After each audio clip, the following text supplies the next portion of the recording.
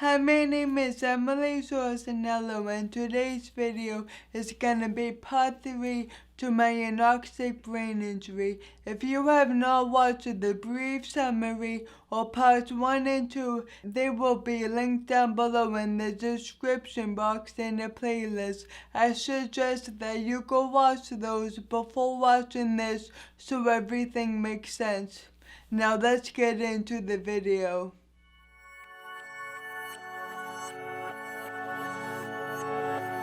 He had shown me a video of someone in South Africa whose mother crushed up some Ambien and put it into this guy's feeding tube, and he woke up and became responsive. He was He showed you the video? He showed me a video, yes. I think it was called The Miracle of Ambien. Okay, Ambien. Ambien. So when we got back to Salem Hospital, the first thing I did was I mentioned it to your doctor. Yeah, and did he laugh at you? Well, he didn't laugh at me. I told him, I said, listen, I don't necessarily believe everything I see on YouTube, but I'm willing to try anything. Yeah. And he said, he goes, if that is true, that's way off script. But, he goes, right now I am trying some Parkinson's medicine that has been known to wake people up. And Ambien is a sleeping medicine, and I'm afraid that it will contradict each other or counteract each other. So when you say wake me up, you mean make me become responsive again? That's what I mean, yes. Yeah, but this time, was my eyes open, or was I just laying there with my eyes closed? No, your eyes were open. Okay. So I was awake, but I wasn't responsive. Okay. Exactly. Continue. So, like I said, he had said that he did not want to give you the Ambien because it's a sleeping medicine. And he was trying this other medicine and didn't want it to counteract. Okay. And what happened? Did that other medicine work? No. 2 weeks later, it was a Sunday night, or Sunday during the day, and he came to me and said, listen, I'm going to discontinue the Parkinson's medicine. It hasn't worked, and I'm going to give the Ambien a try. And did he do any research? Well, like what? Yeah, well, at that point they said, well, I don't necessarily believe what I see on YouTube, but, what do you get to lose? And he was like, no, he goes, I have my own research. There's been a couple of small little studies that suggest it may or may not have any benefit. He goes, what I tried didn't work, so why not try this? Okay. So he was going to start the Ambien on Sunday night. Okay. On Tuesday afternoon, around noontime. Were you there? I was in your room. Okay. And all the nurses and the people that would come in would say, hey, Emily, can you squeeze my hand? Can you stick out your tongue? So Tuesday around noontime, I'm in your room, and I said, Emily, can you stick out your tongue? And you stuck out your tongue. I did? You did. You stuck out your tongue. And I'm like, that's great, Emily. That's super. Do it again. Can you do it again? And there was a nurse in the hallway, working on her little cart. And she heard me, and she came in, and she stood over my shoulder. And I'm like, come on, Emily, stick out your tongue again. Do it again. Stick it out. Well, this time you didn't get your tongue all the way out. You did try. You can see that the tongue was moving and it was trying to come out, but it didn't come out. Wow, so this was only 2 days after starting the Ambien? Yeah, it was 2 days after starting the Ambien. I don't know if it was the Ambien or if it was just your time to wake up. I don't really care. Exactly. So all afternoon, I would be like, Emily, stick your tongue out, and you did nothing.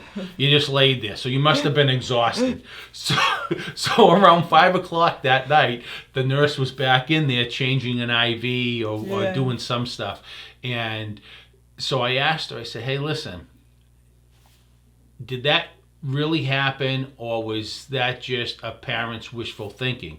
And she said, no. She goes, I saw it. She goes, I left a note for the doctor, a message for the doctor saying that that you tried to get your tongue out. And did you tell Mom when I stuck my tongue out? I think he texted me. Yeah, I might have texted her. I don't really remember. It's something that I would not keep from her. So over the next couple of days, different people, nurses and the nurses' assistants coming in, they started noticing things, but not the doctors. The doctor would come in and say, of course, whenever the doctor's there, I don't do it. The doctor would come in and say, hey, squeeze my hand, and you wouldn't squeeze it, and that would be it. And they're like, you really need to, she needs a chance, she needs to get into a good rehab, and the doctor's like, I don't see I can't argue or advocate for her, I don't see anything. And then, like I said, probably Thursday or Friday, the doctor finally saw it. You responded for him. Oh, wow. Yeah, and again, all the nurses are like, you got to advocate, you need to get her into a place, you can't go into a nursing home, she needs to get into a rehab. The palliative care staff there is fabulous, and the doctor that's on the staff said, listen, instead of you writing or advocating a letter or writing a letter, let me send an email. And she sent an email. She says it may mean more coming from me, where I'm a doctor. Really? Yeah. Wow. And she sent an email to the president of Salem Hospital and also the neurologist in charge of your case at Mass General, saying that you're only 22 years old, you really need a chance, and whatever they can do to help you get into a good rehab. Because going into a rehab, they require you to have certain number of hours of therapy. So that was another thing, because you were still unresponsive, so you wouldn't have been able to do the required therapy. I think it was like 3 hours of therapy a day, which I eventually got up to. So the doctor wrote the email, but what I think really helped a lot, or what really did it, was the physical therapist. My physical therapist? Yeah, your physical therapist. So a lady that would come into my room every day, right? Yep. Just about every day. Yeah, the therapist would come in and work with me every day, and they obviously got to know me well, I'm responsive me, but I don't remember them. But I remember bits and pieces of different therapies. You had a speech therapist, an occupational therapist, and a physical therapist. And all the therapists there work for Spalding, even though they're at Salem Hospital. And the physical therapist actually worked with a doctor at Spalding Hospital. And she called him and said to him, can you please come up and see Emily? She's only 22 years old. She really needs a chance. And basically, I credit her for... Did the doctor come? The doctor did come. He was from Spalding in Cambridge, which is an acute care rehab? No, it's not. It's an acute long-term care hospital. Okay, and what does that mean? So they take people that need more time. Okay, All right, they need a lot more care than a rehab hospital. So he came up, he took a look at you, he asked if you could move your toes, you could barely wiggle your big toe. And then... Was it this before or after you were shoving Dutchie's dog treats between my toes? It was right around the same time. What happened was the nurse, the charge nurse on the floor, had told us that we could bring the dog in. And I would bring the dog in, and I was nervous at the beginning. It was like I kind of sneak the dog in and take it out. And she goes, no, leave the dog.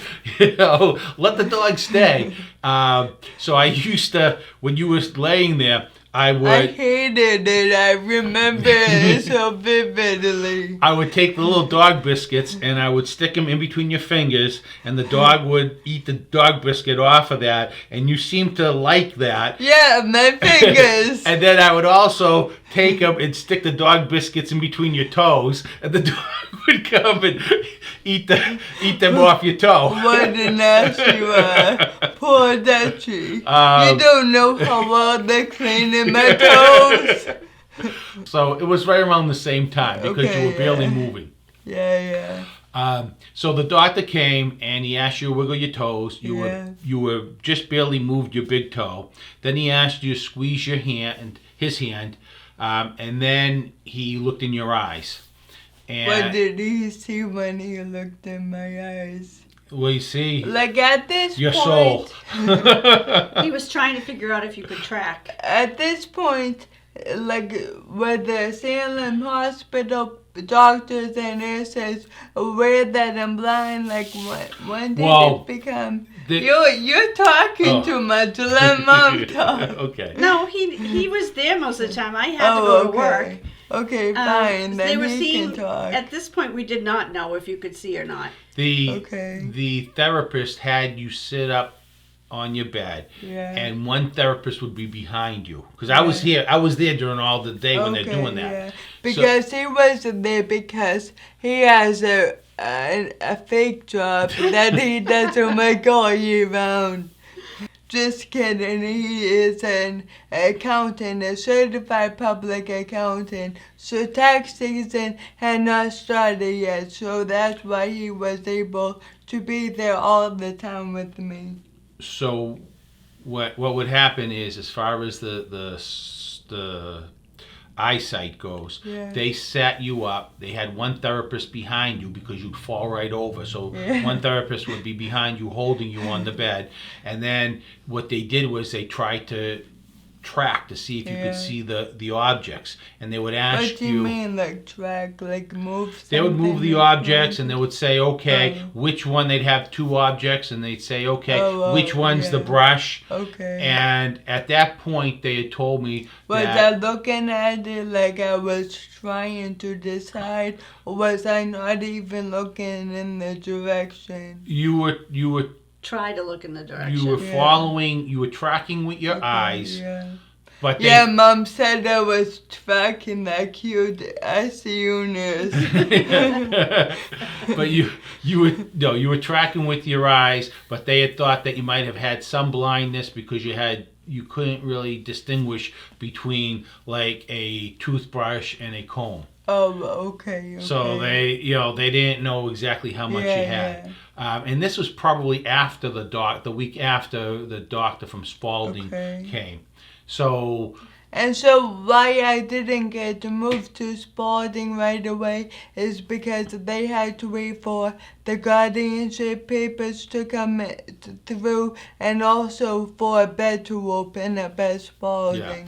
So, like I said, the doctor from Spalding came on Monday. Yeah. And he did his little test, and then he said to us, he goes, listen, he goes, she can't go to Spalding in Charlestown because that's an acute rehab hospital, and she can't do 3 hours of therapy a day. Spalding in Cambridge is the acute long-term care hospital, and they have a program for people just regaining consciousness. And he said he was going to recommend you into that program. And at that point, it was like a big weight lifting off of our shoulders because we had no idea where you were going to go. And did you have any previous history with Spalding? Like, why were you just so willing to send me what do you know about them? Okay, I do. Years ago in the late 80s, my father, when he was 67 years old, had a massive stroke. And they had sent him to originally another rehab, and the people at the other rehab said to my mom, he ain't gonna get any better than this. He's basically, you basically should just put him in a nursing home. He's gonna be bedridden. Wow. And then something happened, and he had to go back into the regular hospital, and his doctor got him into Spalding. And they kept him there for 3 months. It was the summer I graduated college. And they kept way him... before I was born. Way before you were born. And they kept him there for 3 months. And by the end of the 3 months, he could walk with the aid of a 4-prong cane. Someone had to stay on by his side because if he started to tip over, he couldn't regain his balance. So he's kind of like me. I kind of tip over, but I have Dutchie by my side. But he would go. He couldn't catch himself. If he started to tilt to the left, he would just keep going. Me too, unless Dutchie last night. He shut the light off on me because we have, like, the light hooked to Alexa, and so he told Alexa, turn the light off, and I was taking off of my shoes and my sweatshirt, and as he's doing that, he turned the light off as I was doing that, and I fell over because my service dog was not there to help me because she doesn't work at home. Okay, now that you went off on that tangent, I forget where I was. So your father would tip to the left like I tipped to the left. So after 3 months, they worked on speech therapy and then the mobility, and he was able to come home, and he lived 9 more years at home. Wow. And so that was 9 years that he didn't have to go. 9 years. No, that was 9 years that he didn't have to go in a nursing home. He died at home. So we had good luck with Spalding. So Spalding had a great reputation. So. Okay. So that's why you guys were so willing to send me there. Oh, absolutely. That was the goal, but we didn't think you could get into Spalding. Oh, you guys originally wanted me to Oh, absolutely. Yes. Were you even looking at the Cambridge one? I didn't know about Cambridge. Oh. What happened was your case manager at Salem Hospital put your name out to 100 different facilities. Wow. And 75% of them immediately came back and said, no, we're not interested. Because I was 22, right? You were 22, and again, most nursing homes, they take elderly people. Yeah. There's really nobody to go, no place to go for like a 22-year-old person.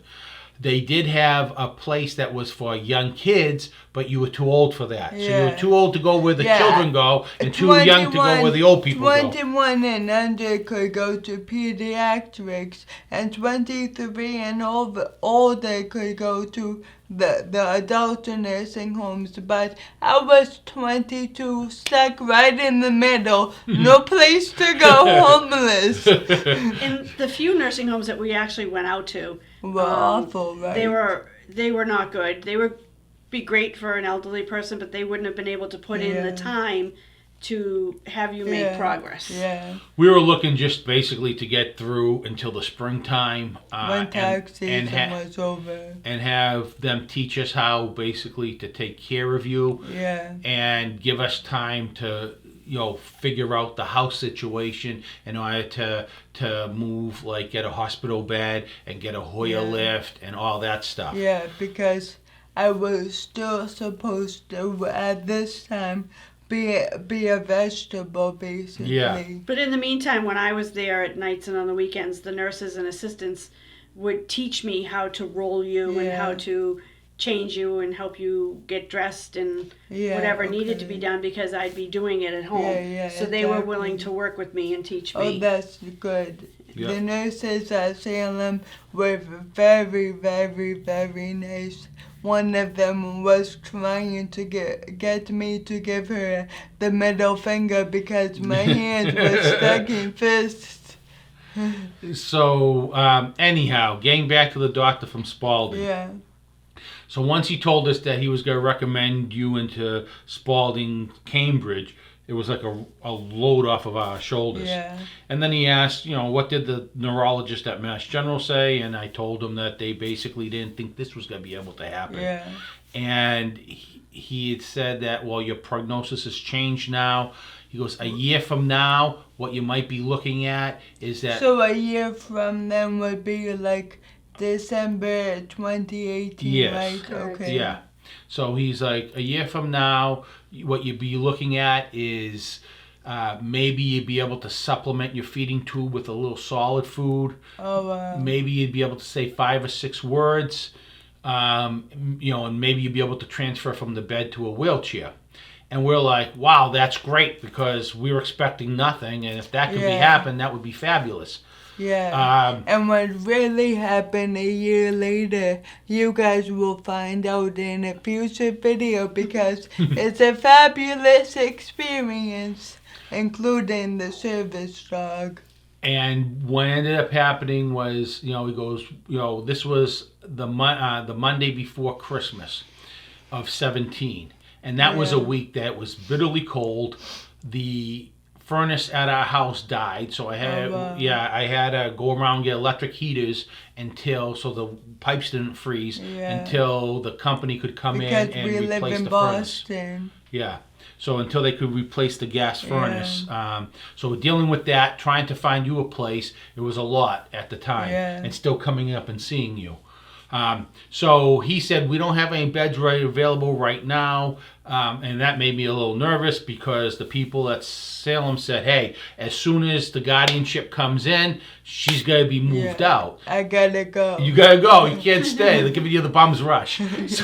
So the case manager says, no, it's okay. Now that we know she's going someplace, they will keep her here until she's ready to go. Good. Yeah. And it was scheduled for December 26th, the day after Christmas, was your move day. Yeah, which I was moved, but we'll get into that whole story at another time. Thank you for watching this video, and thank you, Mom and Dad, for coming on to help me share my story, so that what happened to me doesn't happen to anybody else. Bye. Bye-bye. Bye.